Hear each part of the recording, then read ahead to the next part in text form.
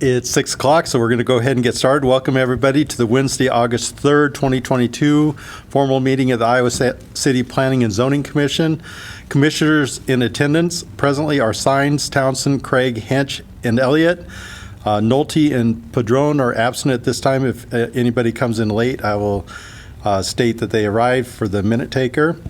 Next, that's item number 1. And number 2. Number 3, public discussion of any item not on the agenda. Now is the time for any persons in the audience, if they'd like to address the commission for an item not on the agenda, now is the time. If you'd like to speak to us, just come up to the podium and sign in, and we'll listen to you for 5 minutes.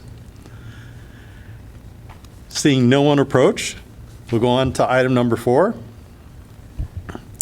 Item number 4 under development items is case number REZ 22-0010. The location is 518 Bowery Street. This is an application for a rezoning of approximately 1,470 square feet of land from high-density multifamily residential zone with a historic district overlay to neighborhood commercial zone with a historic district overlay. Imani? Thank you. My name is Imani Brinkman, the planning intern for Neighborhood Development Services. And as the chair mentioned on tonight's agenda, I will be going over an application for rezoning to CN1 with a historic district overlay at 518 Bowery Street. Shown here is an aerial map of the property for the proposed rezoning. Next, we have the zoning map as well as how it fits in the surrounding area. The applicant, Connor Molenbeek, is seeking a rezoning from high-density multifamily residential with historic district overlay to neighborhood commercial with historic district overlay. The applicant intends to open a coffee shop at the subject property.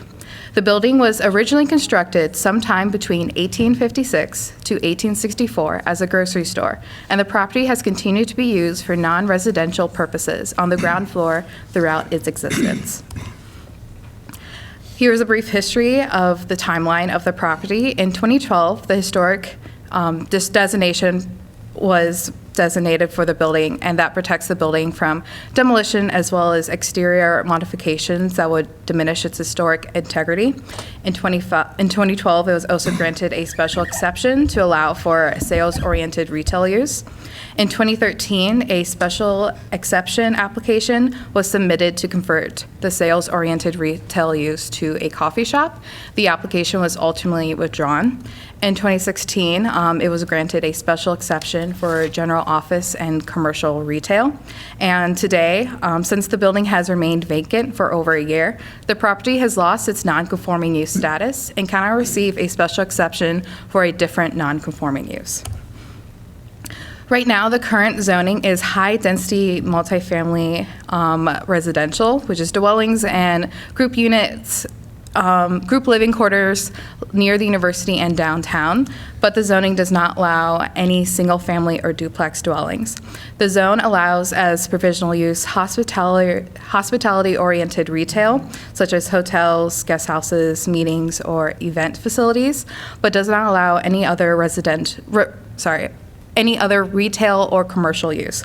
The property does not meet any of the minimum dimensional standards for lot requirements, or frontage, front setback, or side setbacks.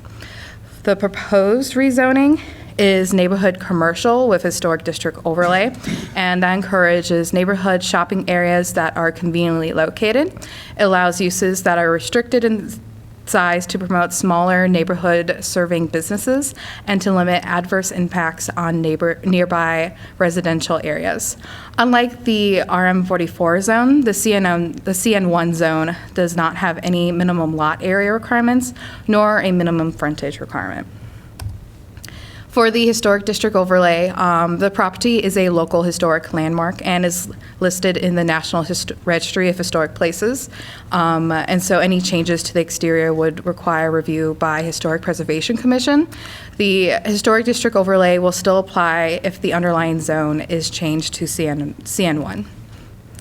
Here is a list of the allowed uses for CN1. So for provisional, the property could, the uses include group households, multifamily dwellings, general animal-related commercial use, indoor commercial recreational use, eating or drinking establishments, office use for both general and medical, retail uses including alcohol sales-oriented retail, hospitality-oriented retail, personal services-oriented and sales-oriented retail, and also basic utility uses, daycare uses, educational facilities that are specialized, parks and open spaces uses, and communication transmission facility uses. Next, I'll be going over the rezoning criteria and how the proposed development fits in with the policy vision of the city. The rezoning review criteria is consistency with the comprehensive plan and compatibility with existing neighborhoods.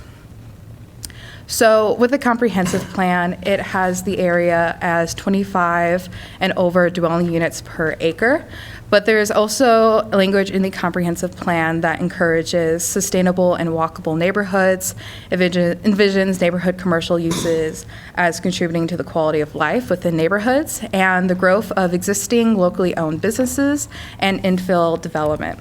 If I can interrupt just for a second, Imani. Just want to note that Commissioner Padron has arrived for the minute taker. Thank you. Thank you. Sorry.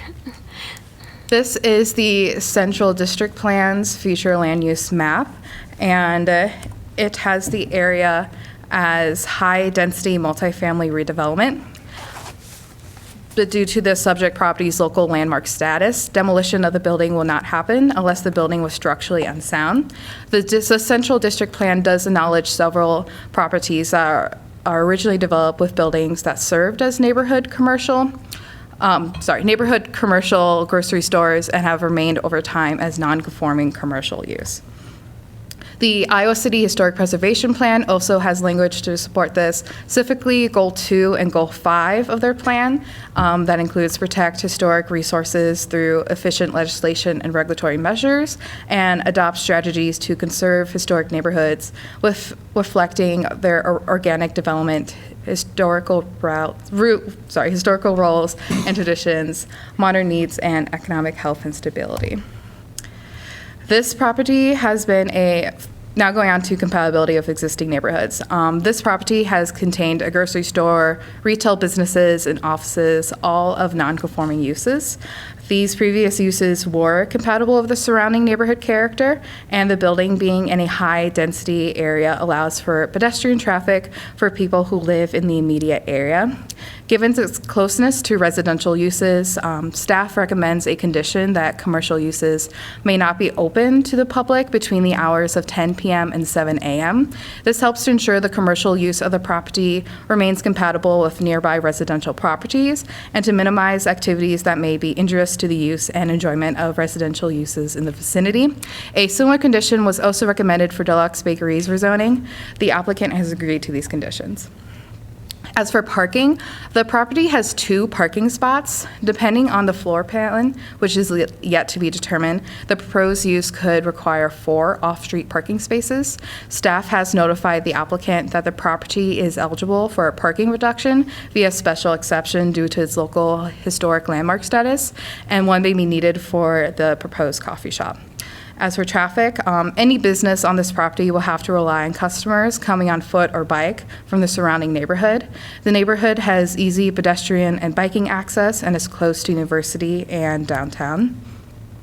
And so the staff recommends that the application submitted by Connor Molebeck for a rezoning from high-density multifamily residential with a historic district overlay to neighborhood commercial with a historic district overlay for 1,470 square feet property located at 1518 Bowery Street be approved, subject to the following conditions.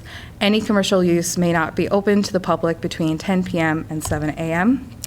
Upon recommendation from the Planning and Zoning Commission, a public hearing will be scheduled for consideration by the City Council. And that concludes the presentation, and I now turn it over to the Commission. Thank you, Imani. A couple questions for you. For the time limitation for 10 p.m. to 7 a.m., is that statutory or is that just something you worked out with the applicant? Because for a coffee shop, 7 a.m. seems a little bit late in the morning. If people are heading off to work, you think they might want to like 6 a.m. So I'm just curious how that was arrived at. Yes, that was following the noise ordinance that the city has, those times, and then the applicant agreed to those. And then the parking lot that's located due north of there, is that owned by the applicant, and is that parking available for this business, retail business at all, or is that for different use? Do you happen to know? No reason you should know, I just, looking at the map, just saw that. What parking? Yeah, well, Go to the map. yeah, one of those. There you go. See, just right north of there? The parking lot? Oh, yes, those are not owned by the applicant. Okay, so for neighborhood commercial, are they required to have 4 parking spaces? Is that where that number came from? It came from having a eating establishment. Okay, and if, due to its historic designation, then it can have a lesser parking requirement? Through a special exception. Okay. All right. Any other questions from members of the commission for staff? I just noticed that one of the listings in here said you have sufficient open space to allow for outdoor cafes. That's one of the goals. And it does have a little bit of outdoor space. I wonder if they're planning on that or if it's not big enough. I will hold that question for the applicant. Okay, thanks. Mike, to your question on the noise issue, the code says that no person shall load, unload, open, close, handle boxes, crates, containers, etc., outdoors between the hours of 10 and 6 a.m. so as to create noise disturbance across the property line of residentially zoned property. And then you can't do construction activity between, that's the 7 a.m. time. So 10 p.m. to 7 a.m. is the construction times. And then garbage dumpsters is also the 7 a.m. Well, that's not followed very closely in this town. Well, so those are kind of the distinct. Okay, very good. The Thank you. distinctions in the Appreciate code. that. Any other questions from Yes, commissioners? I see that there was a good neighbor meeting, and no one attended, so I'm assuming that the folks around it are okay with this.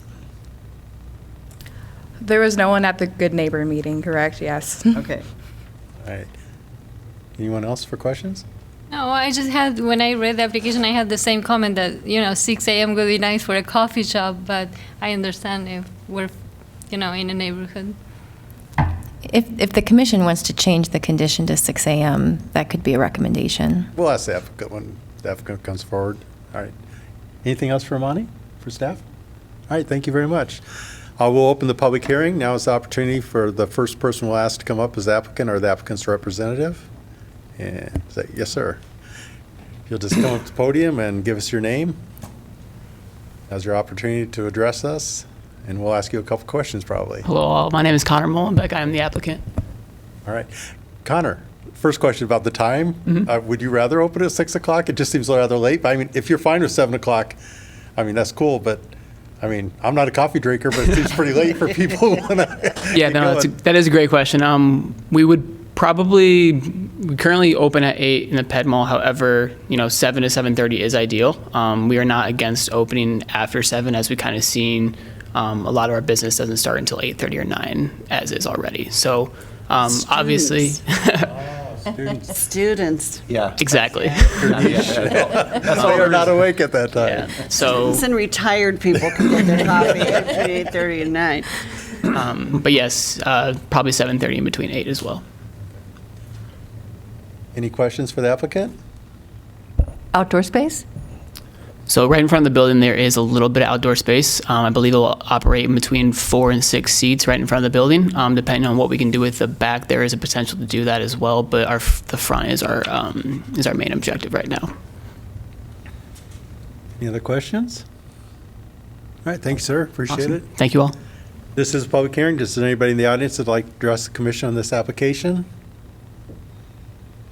Seeing no one coming forward, we'll close the public hearing. Is there a motion on this application? Move approval. Second. Motion by Craig, second by Elliot. If there is support, I just want to say, this condition is part of the zoning, and so if this business is no longer there, it will still run with the land.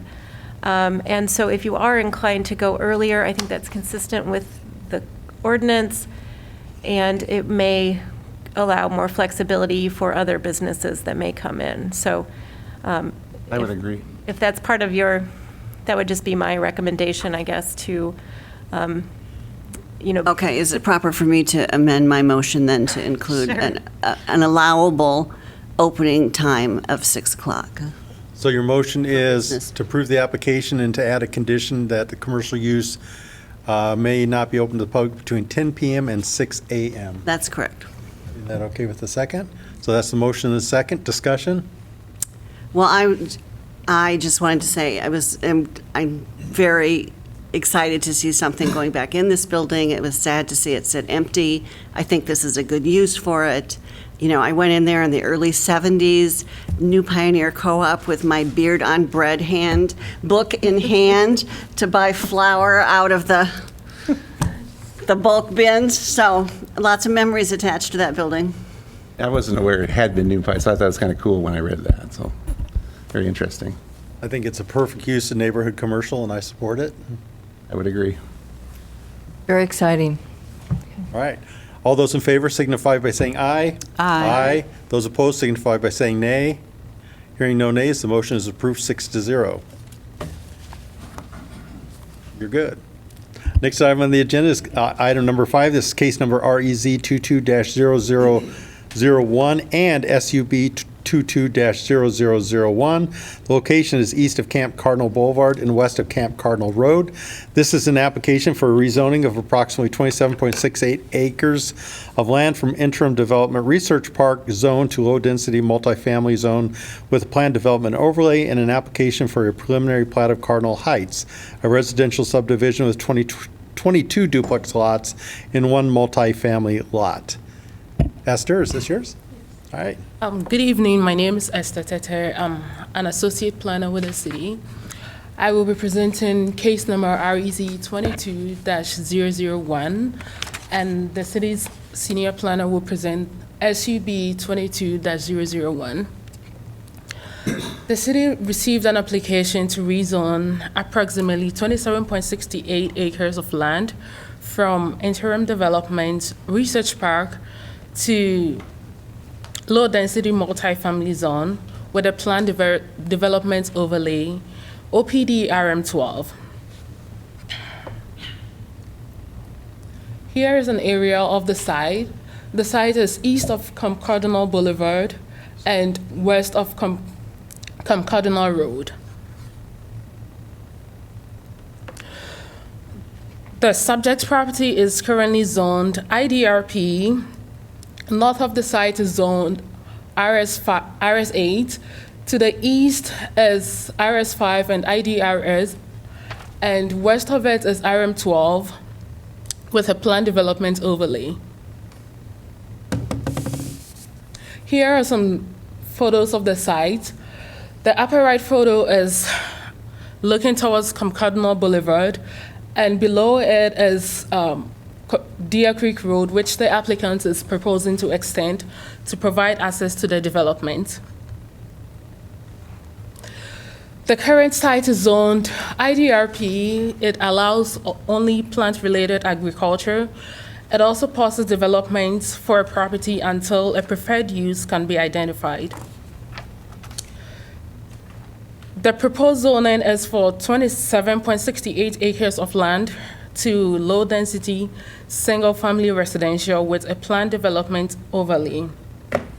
The RM12 zone provides for high-density, single-family housing and low-density, multifamily housing. It also provides for a diversity in the housing types. The planned development overlay allows a mixture of uses. However, additional criteria set forth in the multifamily site development standards must be met. The preliminary OPD and sensitive areas development plan proposes a total of 23 lots.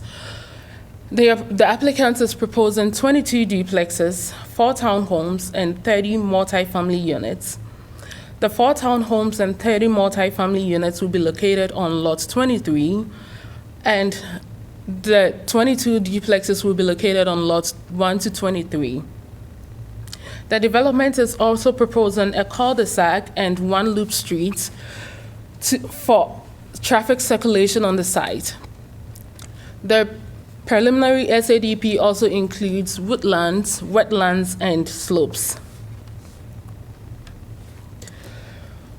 Plan development overlay applications are reviewed in compliance with the following standards according to Article 14-3A of the Iowa City Ordinance. 1, the density and design is compatible with adjacent development.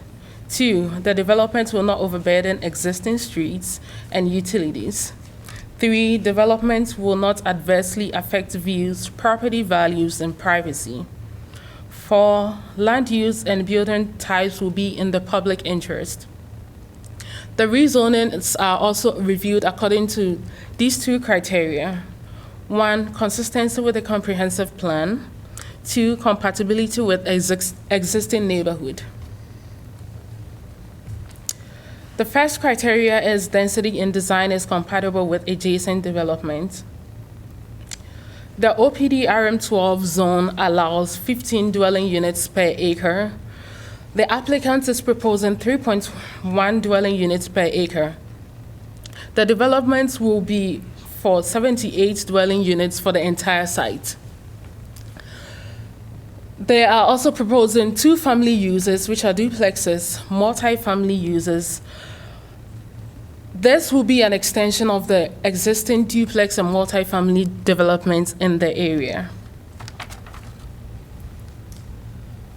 The preliminary OPD also shows garage fronting the front facade of the duplexes. The OPD requires that access to garages needs to be from an alley or the rear of buildings.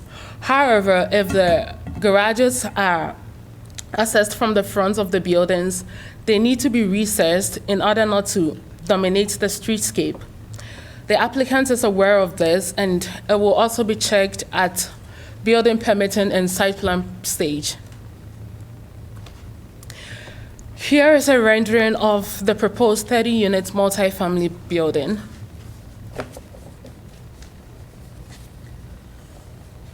The development is also proposing 10,000 square feet of private open space on site for the townhomes and the 30-unit multifamily uses. This exceeds the required 580 square feet. They are also providing 300 square feet of on-site open space for each duplex. The applicant is also proposing to construct McLean Court and McLean Loop to provide access to the site.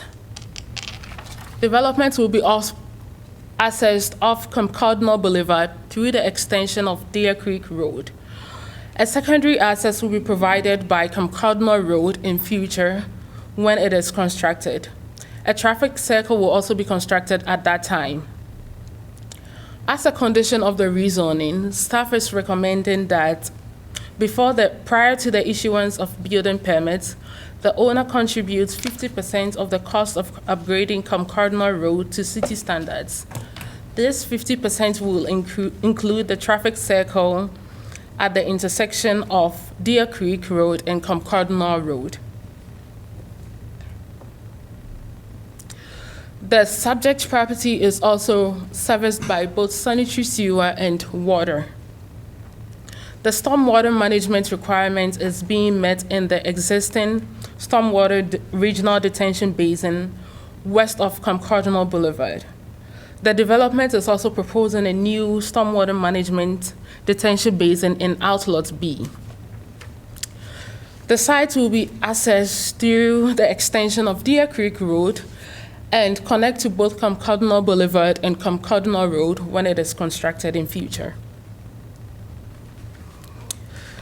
The development consists of 2 outlots, approximately 16.61 acres of land to be placed in conservation easements. The conservation easement is shown as pink on the plat. The closest neighbors will be to the north and southeast of the subject property. To the north, they are separated by approximately 13.27 acres of woodland in Outlot A. Southeast of the property is also separated by woodland in Outlot B. This development will not impact neighboring residents more than a conventional development. Moving on to criteria number 4, land use and building types will be in the interest of the public. The applicant is not requesting for any waivers from the underlying zone requirements. The proposal also incorporates two-family uses and multifamily uses. This will provide a housing density in the housing types. They are also proposing to 60% of the site area will be contained in the outlots A and B. The proposed development balances environmental protection with the need for increased housing. There is no district plan for the proposed site. The future land use of the comprehensive plan allows 8 to 16 dwelling units per acre. As noted earlier, the applicant is proposing 3.1 dwelling units per acre, which is below what is allowed.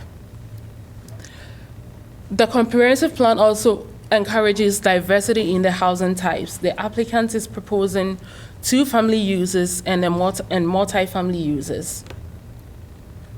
It also encourages the preservation of sensitive areas and guide development away from such areas. As noted, the development is proposing to preserve 60% of the site area. Also, pedestrian-oriented development and attractive and functional streetscapes that make it safe, convenient, and comfortable to walk. The development proposes sidewalks around all proposed streets and also connects to the existing sidewalk system around Cardinal Boulevard.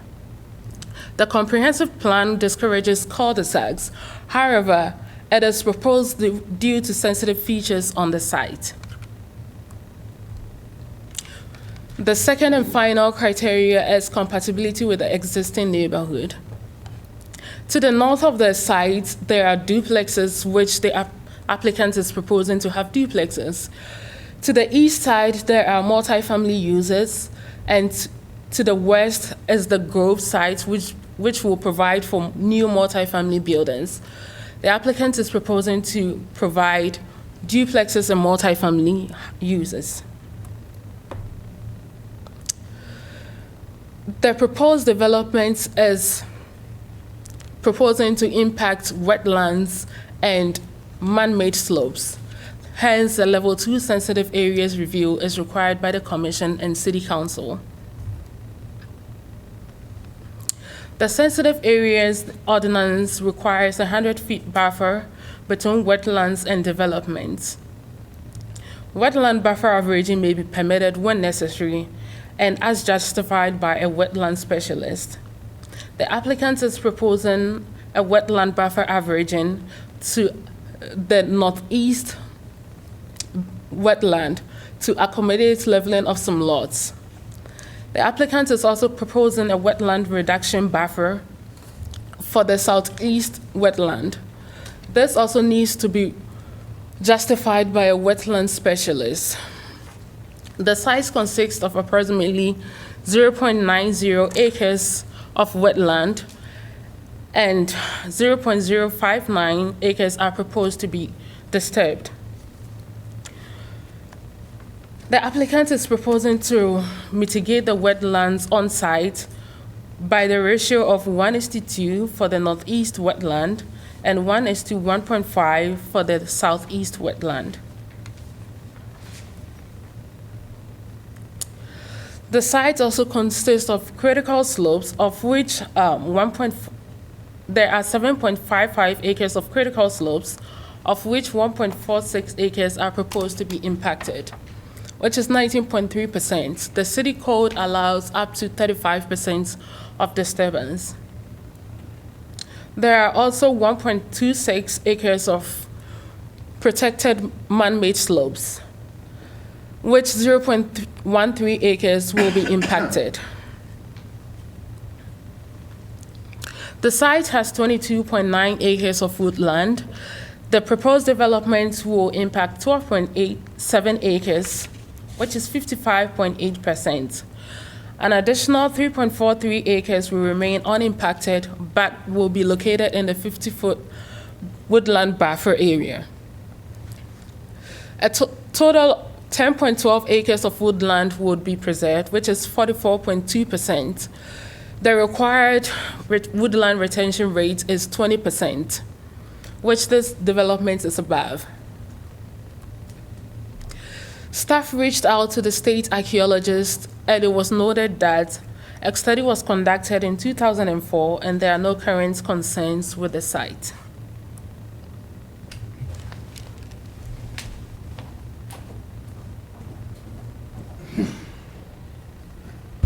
Good evening, Ann Russett with Neighborhood and Development Services. I just have a few more slides to go over related to the preliminary plat portion of this application. Esther covered most of that, and I have just a slide here that summarizes what they're proposing in terms of their platting. Again, it's 22 duplex lots, 1 multifamily lot. Outlot A, to the north of the site, is around 13 acres, and that will be for open space, which will be maintained by the homeowners association. Outlot B, to the southern end of the site, will be for stormwater management, also open space to be managed by the homeowners association. The conservation easement area, which will be land that will be protected from development in the future, is identified in pink. Staff has received several questions on how stormwater will be managed. Stormwater will be accommodated by the existing regional basin located on the west side of Camp Cardinal Boulevard and by an on-site stormwater basin on the southeast corner of the site in Outlot B.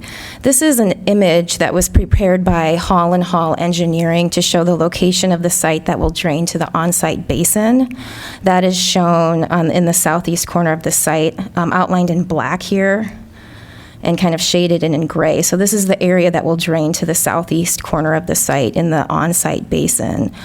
To the image that Hall & Hall prepared, I've just identified, added some arrows to kind of show the general direction of water flow. So these lighter areas here, these lighter arrows will flow to the on-site basin. The arrows in the darker blue will flow to the regional detention basin across the street, across Camp Cardinal Boulevard. The regional basin was designed to accommodate future development in this area, including the site of the proposed rezoning. The city's stormwater specialist visited the site this afternoon. He noted that all basin inlets structures are open and their discharge drainage ways show no signs of erosion. The outlet structure is open and the discharge line and outlet is clear. He also took a look at the creek at the northern end of the site to kind of examine any signs of erosion. He did note that the slope north of the basin, there's about 15 feet of the area that does show signs of erosion on the north end of the creek. However, he was only able to make it into about 150 feet in from Camp Cardinal Boulevard because the area is heavily vegetated. But for the most part, the creek is heavily vegetated, and there weren't any signs of erosion except for that portion on the north end. Public Works staff has reviewed the preliminary stormwater management plan as well as the plat, and those have been approved. In terms of neighborhood open space, the city does require the dedication of public open space or a fee in lieu at the time of platting. Based on the 27 acres in the RM12 zone, the developer would be required to dedicate 1.87 acres of land to the city or pay a fee in lieu of land dedication, and in this case, the fee in lieu would be appropriate. Staff has received several pieces of correspondence from neighboring residents. This information has been passed on to the commission. There were 2 letters expressing support for the rezoning and preliminary plat. There were several pieces of correspondence that expressed concerns related to traffic, impact on property values, stormwater, woodland impacts, et cetera. Staff is recommending approval of REZ 22-0001, a proposal to rezone approximately 27.68 acres of land located east of Camp Cardinal Boulevard and west of Camp Cardinal Road from Interim Development Research Park to low-density multifamily with a planned development overlay, subject to one condition. Prior to issuance of a building permit, the owner shall contribute 50% of the cost of upgrading Camp Cardinal Road to city standards. This contribution shall include 50% of the cost of constructing the traffic circle at the intersection of Deer Creek Road and Camp Cardinal Road. Staff is also recommending approval of the preliminary plat. In terms of next steps, upon recommendation from the Planning and Zoning Commission, staff will request that council set a public hearing for September 6th. And with that, I will turn it back over to the chair. Thank you, Ann and Esther. Now's the opportunity for staff to ask, commissioners to ask questions to staff. I had that backwards. I'll start off with a couple. And on that north, I presume that's an unnamed creek that you just mentioned. Is that a blue line stream? It is. Okay. And so with that erosion, can there be some requirements made to restoration of that erosion since it is in the rezoning parcel? Is that correct? It sounds like it's on the northern end, but it is, I think, in the project area. The sanitary sewer, you can see the proposed sanitary sewer line that is going to run along the creek that needs to be constructed. This has actually already been approved by our Public Works staff to provide sanitary sewer to the west side of Camp Cardinal Boulevard. When that gets installed and we receive construction drawings for the layout of that sanitary sewer line, Public Works will be looking at things like erosion and what needs to be mitigated. So that sanitary sewer line is going to parallel the stream or the Yes. creek? Okay. And so that's the time any mitigation or erosion control measures would take place typically? Is that what it would be? Yes, for anything that would be related to that particular improvement. Okay. A couple other questions for you. I note that I don't see a sidewalk on the east side of the development, particularly from the new street with the proposed roundabout down to where Gathering Place Lane would be. So if somebody lived there and wanted to walk to that church, they wouldn't be able to. Is that an oversight? That seems like not a good idea if you're going to build a road there to not put a sidewalk in. Yeah, we are asking the applicant to contribute to the construction of Camp Cardinal Road, so it would be a city project, and at that time, the city would install a sidewalk. Okay. A couple more questions. I don't want to hog everybody's time. I looked at the map and I saw that 1 inch equals 50 feet, but I didn't measure it out. Do you have a top of the head measurement from the north property there, those residential parcels that show that developed there, from them, those parcels, that north where that point is, up to maybe the closest residential lot in the development north of there? Yeah, I do. This was actually put on the plat. That kind of highlights it there. It's 408 feet. Okay. And then could you, I went all the way around, but I actually saw the inspector out there today, so I know that happened because I saw him out there when I was looking around. The elevation looks like if you're north looking south, then there's a decrease in elevation, then it goes back up. There wasn't a good topographic map, so I didn't get a feel for, like, if you're a resident on the north side in the existing houses, what you would see. Now, there's mature trees, so I don't think you could see anything, but I couldn't tell elevation changes. Is that a better question for the applicant? Or can you I answer think that? the applicant probably has an answer to that, but I believe it's higher here than, Okay, we'll just ask the applicant when he Okay. comes up there then. Okay, and then I see in the landscaping plan, putting coniferous trees along where that sanitary sewer is, but the brush is so thick there in the trees. Is that after the sanitary sewer go in? And so it would Yes. just be correct then for anything that was taken out? Yes. Okay. Yes. And grading plan. Since I didn't see a grading plan, most of the area in pink then would not have any grading occur on it? Is that a correct assumption? That's correct. The plan does show a construction limit line, which is probably hard to see, but it's the dashed line. And so the areas beyond that dashed line are pink. Okay. So, That's almost equivalent to where that point is, isn't it? I thought I saw that on the map when I was at home looking at it. The construction limit line to the north side. Okay. yeah. And then, do we have a distance measurement from the residences on to the north, the people that live there currently, to that multifamily dwelling that's on the new, is that Macklin? I don't know, I can't recall what street that is you're going to put in there. Just an approximate, yeah, from there to From those there to houses, is here. that like 800 feet? Do you just have an idea for that one? It looks like It twice might the be distance. about twice Gotta that. be at Yeah, least I don't twice. know what the exact Okay, distances. It's more than that. okay. It's more than twice, yeah. It's more than twice. All right. And then on looking at the topos the best I could, I was concerned about the flow of water because it doesn't see like water can flow uphill on some of those things. How is that storm drainage going to occur? Like to flow, some of your arrows had it flowing to slightly north and to the west, but it seems like it's going against gravity there in a couple places. Am I just imagining that since I couldn't really make out the numbers on my version of the map? Yeah, I mean, I guess I think I have the direction right here. It is higher kind of in this area, and as you head to the northwest, it gets lower. So Okay. all of this will be flowing north and then west and into the basin. Okay. And then just my final question, then I'll be quiet. Directly to the west, didn't we rezone that some time ago to RM12? So this would be equivalent zoning to what's just right across the street? That's correct. All right, thank you. Commissioners, any questions for staff?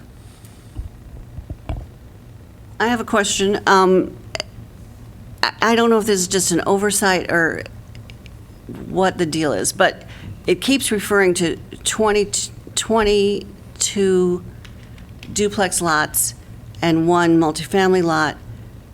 But what about those townhouses? Aren't there 4 townhouses? The townhomes are on the multifamily lot. Oh, so they're included in the multifamily lot. Okay, got that.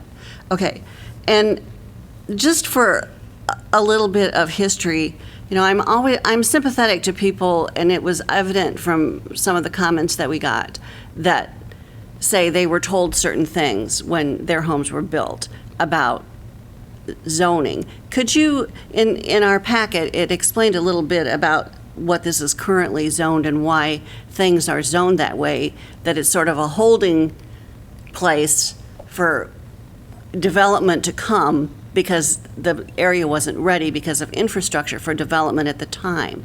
Could you just review that so people have it in their minds? Particularly the RP. I was curious about where that RP came from. I presume that was some plan years ago of hoping to put research there, if that's what research park means. I wasn't sure about that. Yeah, I think originally, years ago, there was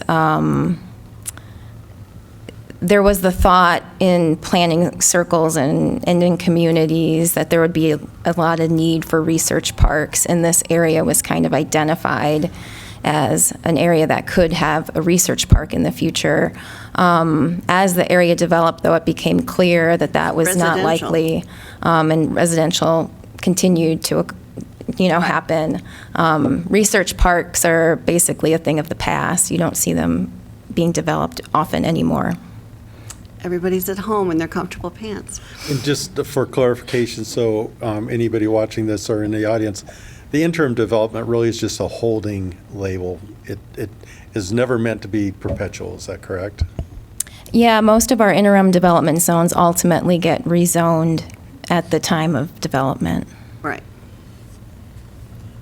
And I did have a question about the creek part of which you answered.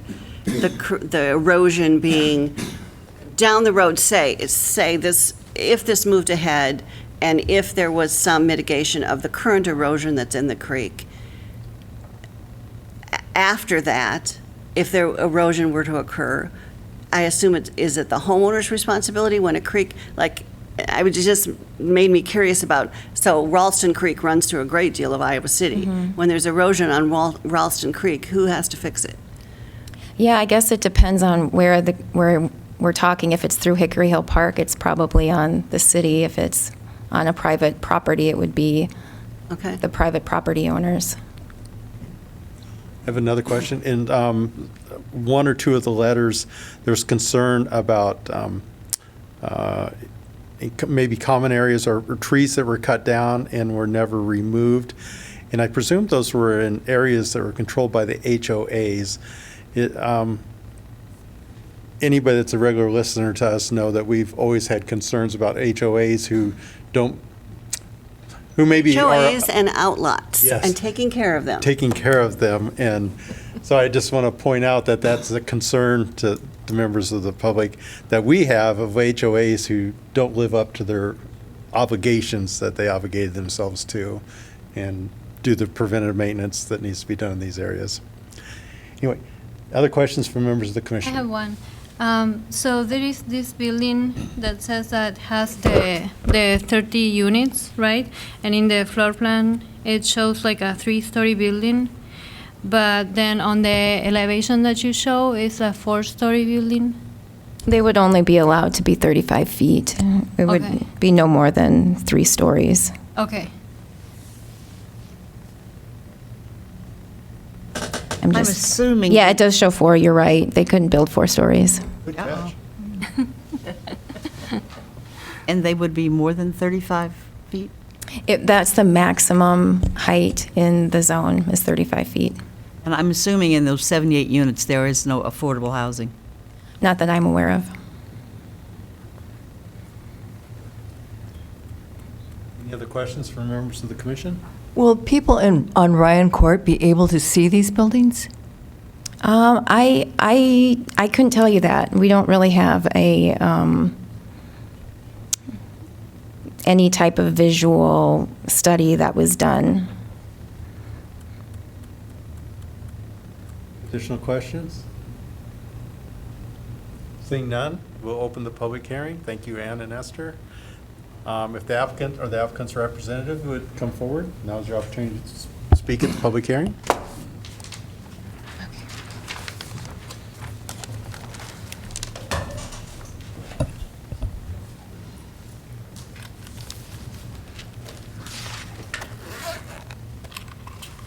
Hello, Commissioners. I'm Jason Walton. I am the Director of Development at Navigate Homes.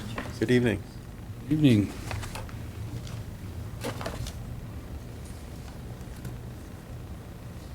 I would like to thank the planning staff for the hard work of getting this all prepared for us tonight. They spent a lot of time and effort, as you can tell by the presentation given.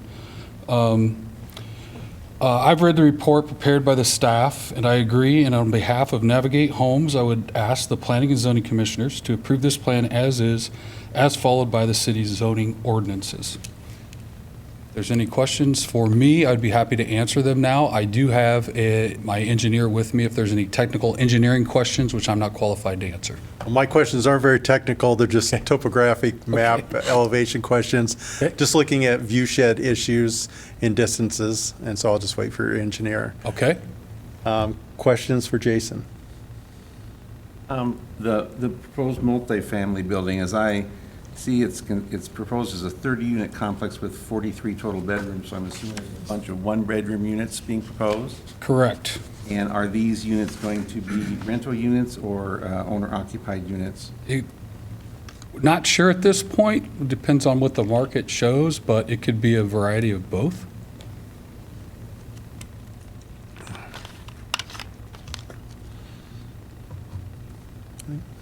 Any other question? Oh, sorry. On the back side of that multi-unit, that seems to be where there is some slope adjustments being done there.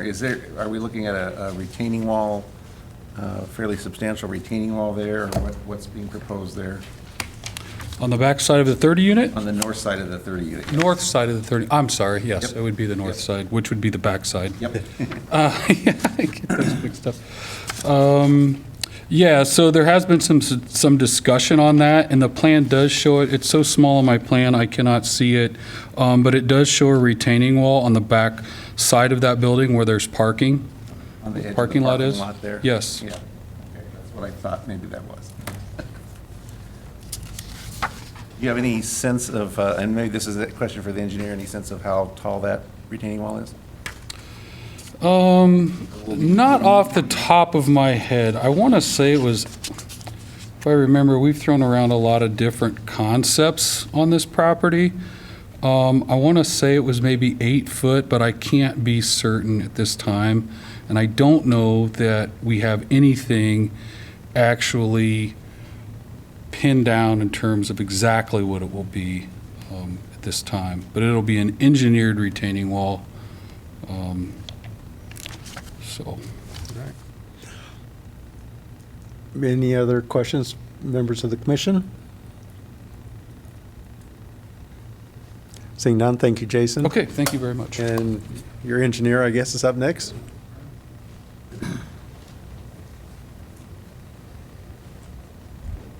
Brian Vogel, Town Hall Engineers. So Hi, to answer Brian. your first question with the elevation, that cul-de-sac on the north end will be around 755 elevation, and the south property line is around 695. There's about 60 feet elevation difference from the property line to that cul-de-sac. Okay. What is their drop there? It looked pretty substantial when I was looking through there. You know, the houses there, so I couldn't see them really good, but it looked like it's a pretty good slope down and then back up again. What's the distance involved there? I guess I don't even know how to state that question. Just forget it. In the distance from, it was like 408 feet from the back parcel line of the developed houses on the north to the most northerly residential parcel line. And the elevation at that point, do you know what that would be? I don't know what that is off the top of my head. Do you happen to know off the top of your head then the distance from the multifamily structure to those houses on the north side to the residential that exist now? No, I just sort of guess it's 800 feet or so. I It's just a wonder Got if to be that's. more than that, because it's considerably, it's more than twice 400-foot length. the 400-foot length. And I just ask that because the concern for neighbors, and I understand this, is always their view. They're very used to the view they've had for years. And some of the members have been here before, remember the rezoning we had just to the east of that, where the Walnut, is it Walnut Ridge? What are those people Yeah. called? Walnut Ridge? Were vociferously opposed to it because of their view shed changes. And so I just wanted to make sure we have a clear discussion about distances and elevations and what the views will be like. So just, anybody have any questions for Brian? Well, my same question, what will the people on Ryan Court, will they be able to see these buildings, or? There's going to be a lot of woods between them and the buildings, and they're going to be 50 feet higher in that cul-de-sac area. So Ryan Court is 50 feet higher? No, they're lower. Oh, they're lower, okay. And the trees that are going to be planted there after the sanitary sewer, those are coniferous trees, and I have no idea how tall they get, but are these trees that get 50, 60 feet? I know you're not an arborist. Yeah, I but- don't know the exact, I'd have to verify. I mean, with they're our not like landscape architect. 10 feet, 20 feet They're not trees. shrubs. No, They're they're shrubs. tall, they're full trees. Okay, all right. All right. Questions for Brian? Ooh, can we talk about water flows? Ann was correct in her Oh, map. she was? Okay, very good. Yeah. All right. Any questions for Brian? All right, thank you, Brian. Thank you. Jason, anybody else on your team want to speak? All right, thank you. This is a public hearing. Now is the opportunity for any members of the public to address the commission. I ask you to please limit your comments to 5 minutes. I will tell you when 5 minutes comes up, and everybody has the opportunity to speak once, and then if somebody wants to make a second comment, then they can speak for 2 minutes. So if any member of the public would like to speak, now's your opportunity. Please come forward, sign in, and state your name, and I will start the clock for you after you say your name.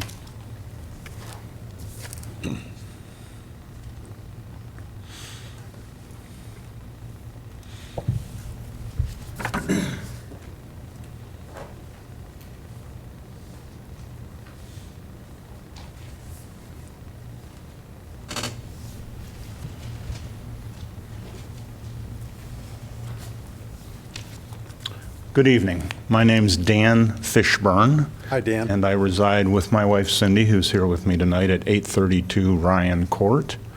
The picture's not up here, but we are in a duplex that would be the closest to the development on Ryan Court, so I think that 400-foot measurement would be to the duplex I share with Mark Godlinski. You do have a letter that I wrote. I can review some of our concerns, but a couple of comments on the testimony. That 400 feet is going to be affected by elevation. I don't know exactly how far above us those northerly duplexes are going to be in the development, but it's not a flat surface. They're going to be significantly higher than we are. And I am sure in the wintertime, after the leaves come down, there's going to be definite sight to those 2 northerly units, and we're asking that those 2 lots that contain 2 buildings, we think those should be eliminated from the plan for that reason. To conclude that there isn't going to be any effect on privacy rights or property values and just make that statement, I think is incorrect. The issue with the trees that were cut down, that was not an HOA issue. Southgate came in on their property 3.5 years ago. They took all the trees down in the area where they're going to put that sanitary sewer in, and they're still there. These are large, mature trees. We don't feel that Southgate has been a particularly good steward of the environment. They promised us at our HOA meeting 2.5 years ago that those trees would be removed, particularly in the wintertime. They are very unsightly. The creek erosion, I'm not sure if this creek is on this new HOA property or if it's on ours. I believe it will be on the new Property Owners Association. That creek serves solely as drainage for the regional basin across the street. And I've noted in my letter, we're concerned about drainage. Staff indicated that they're relying on a stormwater management plan that was done quite some time ago. I don't know when, I don't know what the year of that was. Does that take into consideration all of the development at Cardinal Point West, which is taking place across the street and has been entirely recontoured, and the other parcel that you have recently rezoned, which will be for Grove Condominiums LLC, where you're going to have 2 large buildings. All of that slopes downhill to that regional basin. So our concern is coming down that hill. We think that green space to the top of the hill should be preserved, and those 2 units on the north end should be eliminated because they're going to be definitely within our view. That's a fairly steep hill there. It has all mature trees on it. We'd like to see that green space preserved. As far as putting these new trees in, that may help somebody 50 years from now when those trees grow up to be 50 or 60 feet tall, but in the short run, new trees aren't going to block our view at all. I'll be long gone before those new trees that they're putting in will provide any privacy. We do appreciate it. Our area that adjoins, we adjoin the outlot. That outlot where we are does not have any trees. So that's just bare land. It's kind of has developed into a natural prairie. I'm thinking that probably most of you are aware of the area. So we're concerned about the sight lines. I did say something in my letter about the traffic situation, which I realize isn't really your issue, but sooner or later, Camp Cardinal Boulevard traffic is going to need to be addressed in terms of speed limits with bicycle riders and heavy construction traffic. So we're concerned about the sight lines, we're concerned about the stormwater management plan. You know, look at what happened in St. Louis and Kentucky the last 2 weeks. If we have a rain event like that, and we all know Iowa City is not immune to flooding, is that basin going to be able to handle it? Are we going to be in a situation where we could potentially have water come over that road? There are, on Ryan Court, there are 7 buildings with 14 owners. They're all duplexes in that circle there, and we're all adjacent property owners. So we would ask that the commission take all these matters into consideration and at the very least modify the plan. Thank you. Thank you, Dan. Is there another member of the public who'd like to address the commission? Please come forward.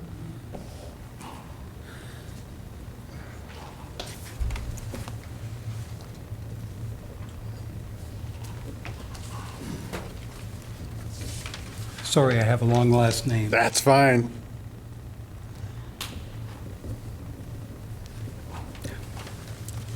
My name is Mark Kadlinski, and I live at 834 Ryan Court, so I am in the same duplex that Dan Fishburne is in. I agree absolutely with all of his comments and notes. I'd like to highlight a couple things. My concern is, just like Dan's, is on the northern end. So that part of the cul-de-sac that I would be looking at from my house. I can stand out on my deck right now, and if I look straight across, I look at the base of those trees, the trees that'll be gone, and duplexes will be built there. So I know that I'll be able to look out the back of my house, and I'll be able to look up the hill, and I'll be able to see the people sitting on their decks in the backyard. They'll be able to look and watch everything I'm doing at my house. So from a privacy perspective, you know, I certainly think this is reducing my privacy, my view, probably my property values. So the statement that was made that this is not going to have an effect, I don't understand that at all. Anytime you take a lot of trees out, the drastic removal of the trees is just a painful thing for me to see, and that's what this shows. I also would like to see if those duplexes on the north end could be moved back or eliminated or something, just to get them off that downward slope. I think that would be much better. It'd be easier to hide things behind trees up there. The other thing with that downward slope is everything from those northern duplexes, I don't know how it can possibly drain across Camp Cardinal and into the pond.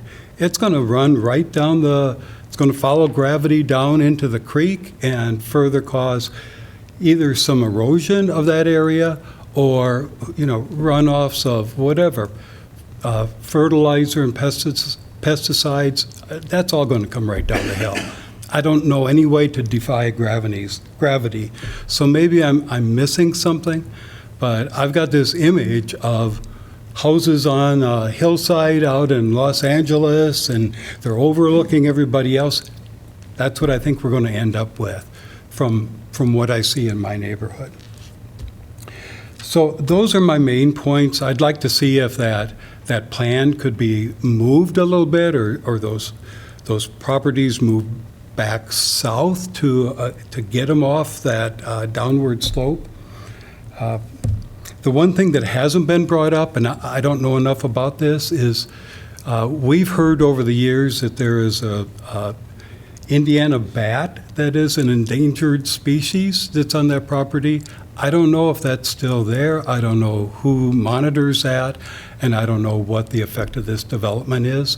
But we heard that brought up in the past when that swath of a 40 or 50-foot area of trees was cut down, the trees that you've heard are still lying there, that the timing had to be right to not disturb the Indiana bat.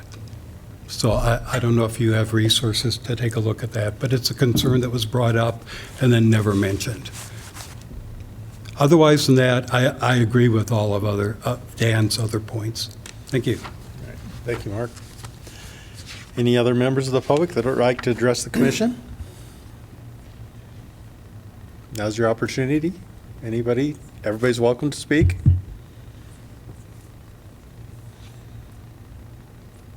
Last call for public comment.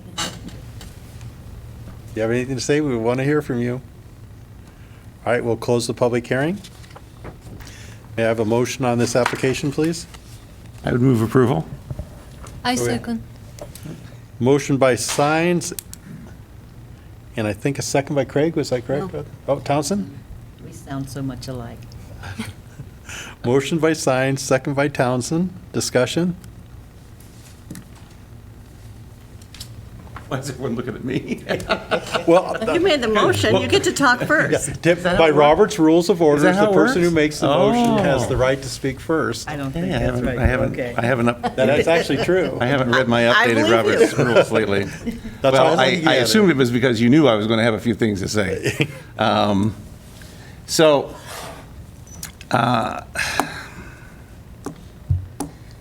first of all, I go back to my statement. If you don't own the property, you don't have control of the property. That's a mantra I've espoused in the some years I've been on the commission. And I find the view shed argument questionable.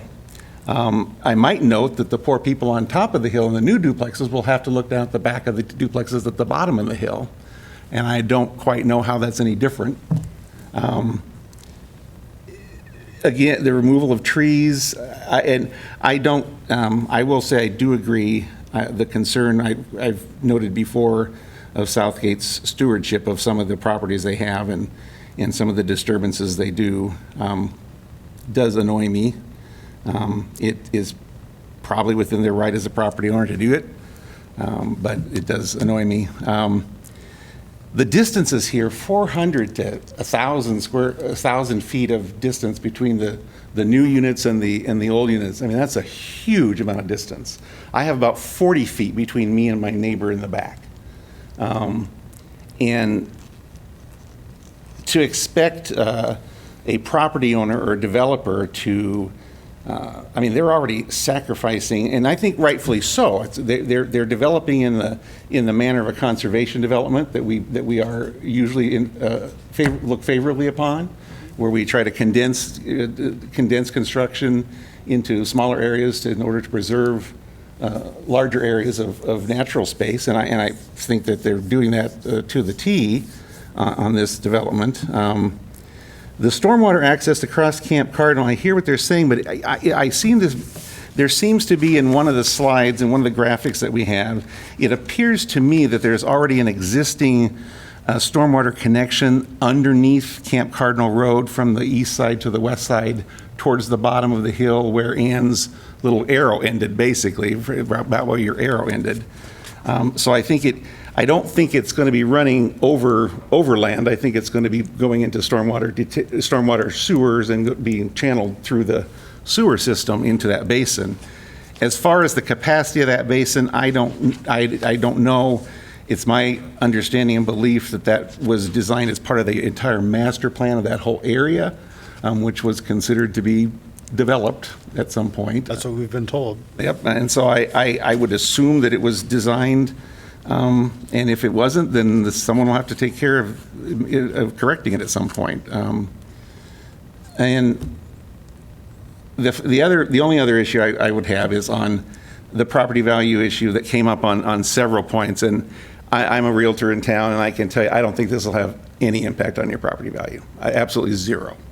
And if I'm wrong, you can come and knock on my door and scream at me down the road, but it's so far away, your entrance, you're in a different development than this development is. And property values are really much more related to development and like kind. So that's just for the commission's standpoint, I don't think that that's a relevant issue. That's it. Any other comments from commissioners? Well, I support the proposal. I think I drove out there today, and it feels like this has the potential to be almost identical to the Ryan Court development. I mean, that it's sort of a mirror of that. It has a multifamily section, and it has beautiful houses. So it's just, the developers are mirroring what they see there. The area has developed differently than maybe the city thought it was going to 20 years ago, but it's developed with beautiful residential homes, and I expect that these will be more beautiful residential homes. And I am sympathetic to people who want to stand on their deck because that's the way they bought their property, but we're in the city, and I mean, you can see from the way the Deer Road, whatever the name of that is, I mean, there's a stub in on the other side of the street. You know something's going to go in there, and I think this is an appropriate development for that area, and I'm in favor of it. I'm also in favor of the development, and I basically agree with everything Mark said. And I find every time there's a development and a neighbor complains about the views from their house being affected when we have a big issue about housing here, I find that very selfish, to be honest. So, yeah, that's all. It amazes me that the way that whole development has come up. I can remember when there was nothing out there. And to see a subdivision like this being developed in that area, I think it's what's needed. So I too will be agreeing with it. I did want to touch on the research park designation. If I recall from some previous rezoning issues, that whole area coming off of Melrose and going north there was kind of originally visioned to be that area, and it's just not going in that direction. So I'll let Maggie go first. Sorry. Oh, I support. I think it meets all the requirements, the city requirements, so I don't see how not to support it.